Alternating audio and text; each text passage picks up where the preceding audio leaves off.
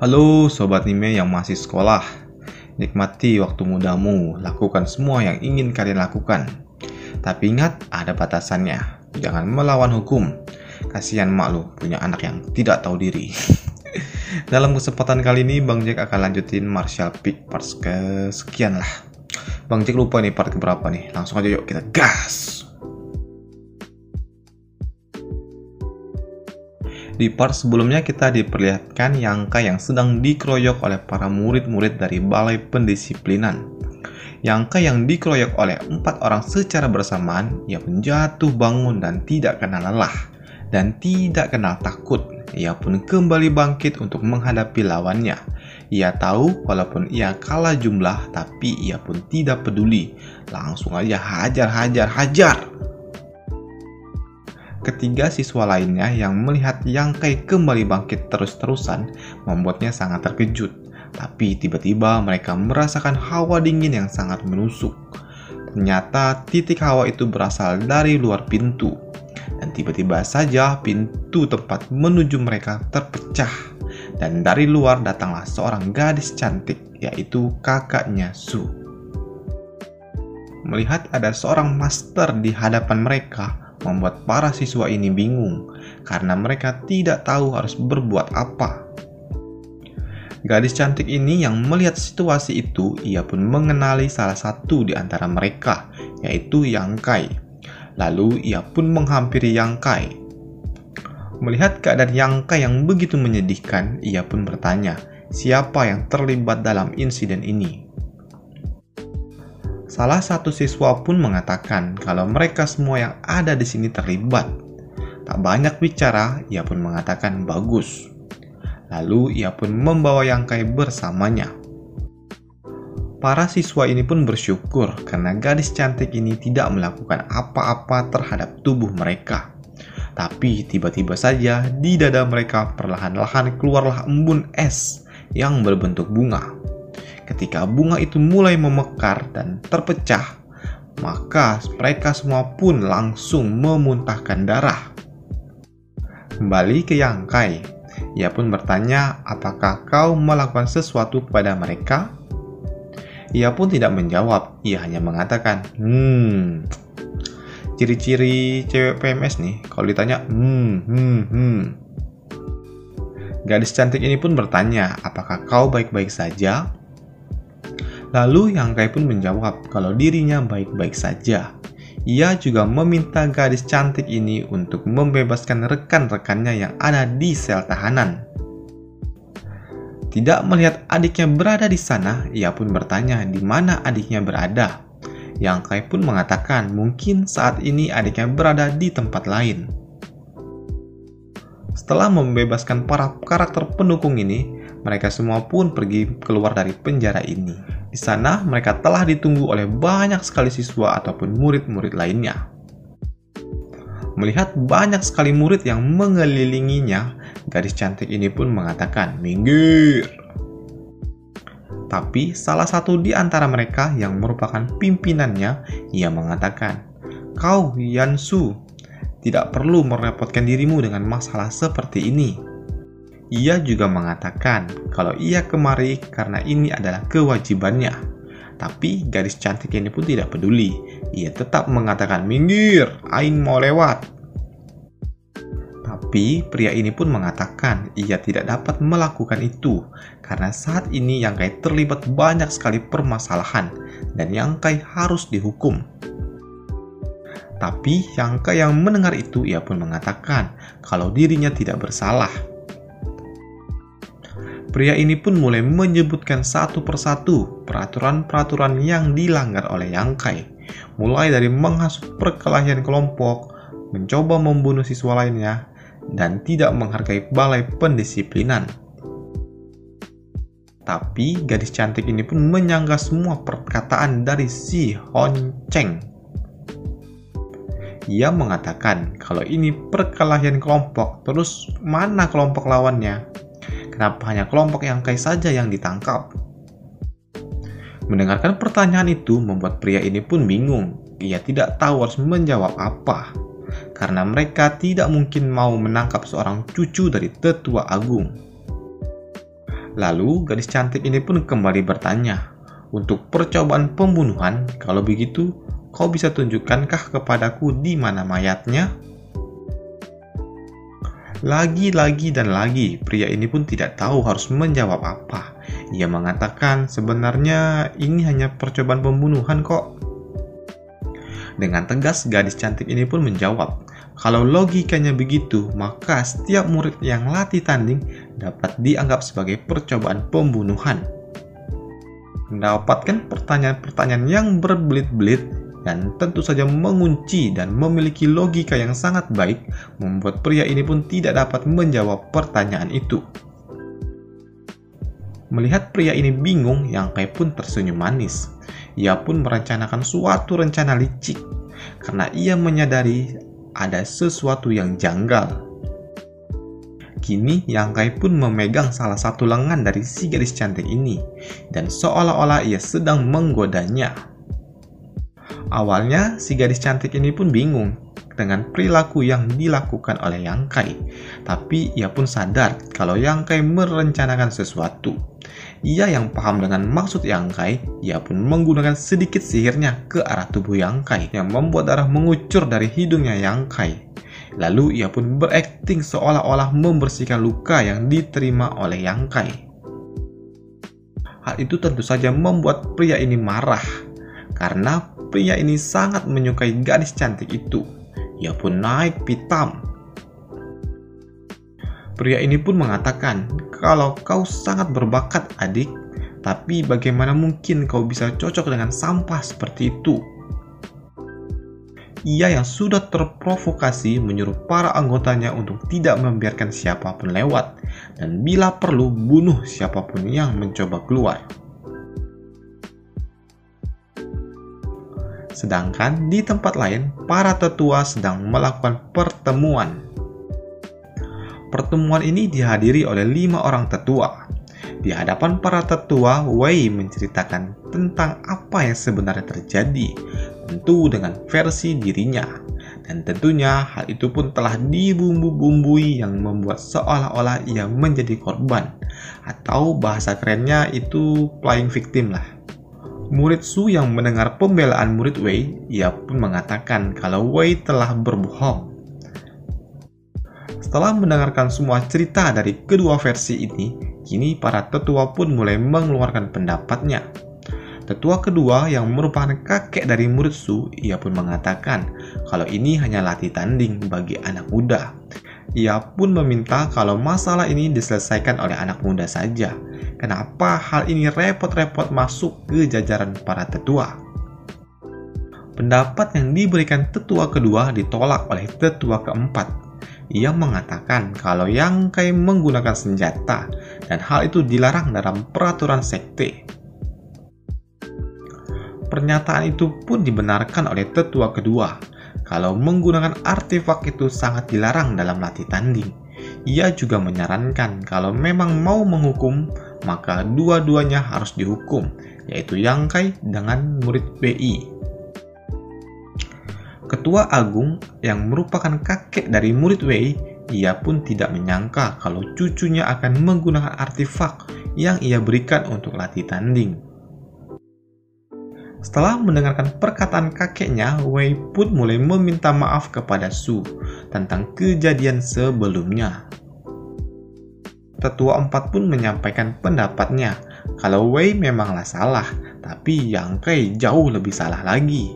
Ia pun mengatakan kalau Wei menggunakan artefak itu hanya untuk bertahan dan melindungi diri, sedangkan Yang Kai menggunakannya untuk membunuh.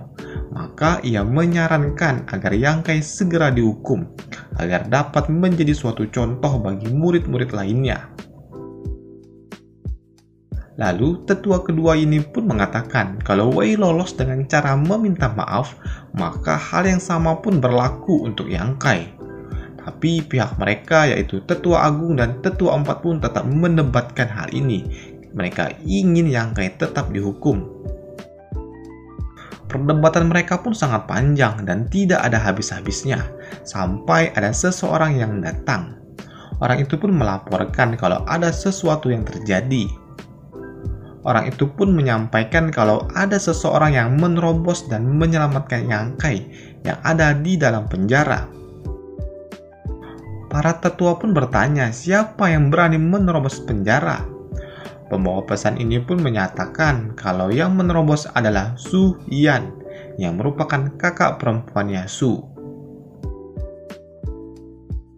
Mendengar lagi-lagi Yang Kai membuat ulah, membuat si kakek atau tetua kedua ini pun bingung. Apalagi pemicu masalahnya kali ini adalah cucunya sendiri. Kini ia pun tidak memiliki alasan untuk membantu Yang Kai. Ia pun memutuskan untuk tidak ikut campur lagi tentang hukuman apa yang akan diterima oleh Yang Kai. Walaupun cucunya si Su ini meminta kakeknya untuk membantu Yang Kai. Namun tiba-tiba di pertemuan para tetua, Ketua Agung ini melihat kalau Bendahara Meng tiba. Ia pun bertanya kenapa Bendahara Meng mengunjungi balai tetua. Tanpa basa-basi, bendahara tua ini pun mengatakan ia meminta permohonan maaf untuk Yang Kai. Tapi Tetua Agung yang mendengar itu ia pun menyuruh untuk pergi, walaupun dengan kata-kata yang sangat sopan. Tapi tiba-tiba Bendahara Meng pun menghilang di hadapan mereka dan sudah berada di kursi milik Master Pavalium. Atau jangan-jangan Bendahara Meng ini adalah Master Pavalium yang sebenarnya? Mungkin saja sih, soalnya Bang Jack juga belum tahu. Kan belum baca juga nih. Oke, lanjut. Melihat Bendahara Meng tiba-tiba berada di belakang mereka semua, tentu membuat kelima tetua ini pun sangat terkejut. Sebelum para tetua memberikan suatu pertanyaan, bendahara ini pun mengeluarkan suatu token yang terbuat dari giok yang dimiliki oleh Master Sekte atau Master Pavalium. Ia mengatakan kalau dirinya di sini untuk menyampaikan pesan yang dikirim oleh Master agar para tetua tidak ikut campur tentang masalah generasi muda. Mendengar perkataan bendahara tua ini membuat para tetua pun bingung dan mereka pun tidak memiliki alasan untuk membantah Master dari Pavalium. Setelah mendengarkan itu, mereka semua pun bubar. Tapi tetua kedua yang merupakan kakeknya Su, ia pun sangat bingung. Ia tidak menyangka kalau Yang Kai memiliki dukungan yang sangat kuat seperti ini. Sementara tetua kedua dan tetua lainnya pergi, kini tinggallah 3 tetua lainnya. Mereka bertiga pun bercerita tentang konspirasi apa yang ada di sekte ini dan memikirkan segala kemungkinan yang ada. Kembali ke tempat Yang Kai, para siswa yang telah menggerubungi Yang Kai kini tiba-tiba didatangi oleh seseorang. Orang itu pun menyampaikan pesan. Pria ini mengatakan kalau para tetua telah memberikan suatu perintah untuk melepaskan Yang Kai dan kelompoknya. Para tetua yang tidak dapat membantah perintah Master tentu membuat para murid-murid ini pun tidak mungkin berani untuk melakukan hal itu. Mereka pun memutuskan untuk pergi meninggalkan Yang Kai dan kelompoknya. Hal itu pun tentu saja membuat Yang Kai dan kelompoknya sangat bersenang hati. Keesokan harinya, Yang Kai pun merasakan kalau tubuhnya sakit semua. Dan ia juga tidak sadar kalau saat ini ia berada di mana. Tapi tiba-tiba ia pun mendengar kalau ada suara langkah kaki ke arahnya. Ternyata suara itu berasal dari Su dan kelompoknya. Murid Su yang datang untuk menjenguk Yang Kai, ia pun membawa berbagai macam obat-obatan. Obat-obatan itu ternyata diberikan oleh kakeknya Su yang merupakan tetua kedua. Tapi Yang Kai pun mencari seseorang. Ia bertanya terhadap Su, "Di mana kakak Ian?" Su pun mengatakan untuk tidak terlalu berharap dan masih banyak ikan di laut. Setelah itu, ia pun mengatakan kalau kakaknya telah pergi ke hutan Blackwind setelah membawa Yang Kai ke tempat ini. Pada malam harinya, Yang Kai yang tidak bisa tidur, ia pun terus-terusan membayangi tentang kejadian kemarin siang, tentang ia merangkul serta memegang lengan dari gadis cantik ini. Ia yang tidak bisa tidur gara-gara memikirkan wanita cantik memutuskan untuk memakan beberapa pil. Ia pun melakukannya dan melakukan kultivasi. Ia merasakan sesuatu yang sangat aneh karena seluruh energi pil yang ia makan terserap oleh tubuh tengkorak milik dirinya. Menyadari hal itu, kini Yang Kai pun memakan semua pil yang ia miliki untuk memperkuat tubuh atau tepatnya tengkorak emas milik dirinya itu. Tapi ia pun merasakan kalau ada sesuatu yang aneh yang masih belum ia pahami tentang tubuh tengkoraknya itu. Tapi ia pun tidak ambil pusing. Ia yang sudah berapi-api ingin melakukan latih tanding. Ia pun memutuskan untuk berlatih dengan cara mencari murid Su. Kini Yang Kai pun pergi menuju kediaman murid Su dengan semangat yang berapi-api. Sembari membuka pintu, ia mengatakan, "Murid Su, ayo berlatih tanding." Tapi bukan murid Su yang ia lihat. Kini ia melihat tubuh seorang wanita dari belakang yang terlihat sangat mulus dan juga mantul. Gadis cantik yang menyadari kalau ada seseorang yang melihatnya bukannya memakai pakaian. Ia malah berbalik ke arah sumber suara itu. Dengan tentunya ia menutupi boba miliknya. Tapi tetap saja hal itu tidak dapat menutupi bukitnya yang terlihat kenyal dan juga mantul. Yang Kai yang melihat itu ia pun ngaceng. Menyadari kalau Yang Kai telah melihat tubuhnya, kini gadis cantik ini pun mengeluarkan niat membunuhnya yang sangat kuat. Yang Kai pun yang menyadari kalau nyawanya terancam, ia pun langsung melompat mundur. Ia pun merasakan kalau aura membunuh itu sangat-sangat mengerikan. Tapi tiba-tiba gadis cantik itu pun sudah berada di belakangnya dengan pakaian yang sangat lengkap dan tidak mantap seperti sebelumnya. Yang Kai yang menyadari kalau ada seseorang di belakangnya, ia pun langsung melompat ke arah lain. Gadis ini pun terlihat memerah di mukanya tanpa berbicara sedikit pun. Lalu Yang Kai pun mengatakan kalau ini adalah salah paham. Tapi Yang Kai pun tidak dapat mengelak karena ia sudah kegep melakukan intip-intip ke arah tubuh mulus miliknya. Yang Kai yang masih belum dapat mengendalikan auranya, kini malah terlihat memancarkan aura pertempuran yang sangat kuat. Gadis ini pun yang memang sangat jago, ia pun mengatakan, "Kalau kau mau bertarung, ayo, maju." Ia yang hanya menyentikkan jarinya dan seketika bunga es pun terbang ke arah Yang Kai. Yang Kai yang menyadari kalau ada sesuatu serangan, ia pun mengarahkan tinjunya ke arah bunga es itu, yang membuat bunga es itu pun hancur berantakan. Melihat Yang Kai dapat menghentikan serangannya, ia pun kini menambahkan intensitas serangannya dengan menembakkan lebih banyak lagi bunga es ke arah Yang Kai. Yang Kai yang melihat banyak sekali serangan secara bersamaan, ia pun memutuskan untuk menghindari serangan itu, dan tanpa sadar kini ternyata ia dapat menghindari semua serangan itu. Dan ia juga merasa kalau dirinya kini sudah menjadi lebih kuat daripada sebelumnya. Ia yang masih bingung dengan kekuatan dirinya, tiba-tiba saja si gadis cantik ini telah berada di sebelahnya dan menyentuh pundak Yang Kai yang membuatnya kini membeku. Mendengar ada keributan, Su pun pergi keluar untuk melihat apa yang sebenarnya terjadi. Ternyata di sana sudah menunggu kakek dan anggota kelompoknya yang terlihat sedang menonton pertarungan itu. Mereka pun sangat terkejut karena ternyata Yang Kai dapat bertahan dari serangan si gadis cantik ini. Yang Kai pun memang tidak dapat melakukan serangan balasan, ia hanya menjadi bulan-bulanan.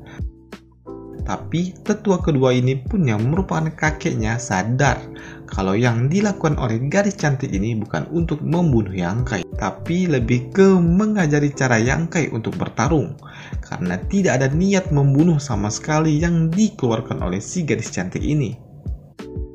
Kini gadis cantik ini pun sedikit melayang di udara. Ia pun memberikan energi sihir yang sangat kuat ke arah Yang Kai. Kini tubuh Yang Kai pun perlahan-lahan membeku, dimulai dari kakinya hingga ke seluruh tubuhnya. Setelah itu, gadis ini pun pergi meninggalkan Yang Kai begitu saja. Tetua kedua yang tahu dengan niat gadis cantik ini, ia mengatakan agar Su mengawasi Yang Kai. Ia juga memberitahu saat esnya pecah, maka Yang Kai telah berhasil melewati ujian yang diberikan oleh cucu perempuannya. 3 hari kemudian, Yang Kai pun perlahan-lahan mulai meretakkan bongkahan es. Sampai pada akhirnya ia pun berhasil melepaskan diri dari es yang menyelimuti tubuhnya. Berkat bantuan si gadis cantik ini, Yang Kai pun mengerti tentang jurus rahasia yang ia miliki, yang berasal dari tubuh divine miliknya.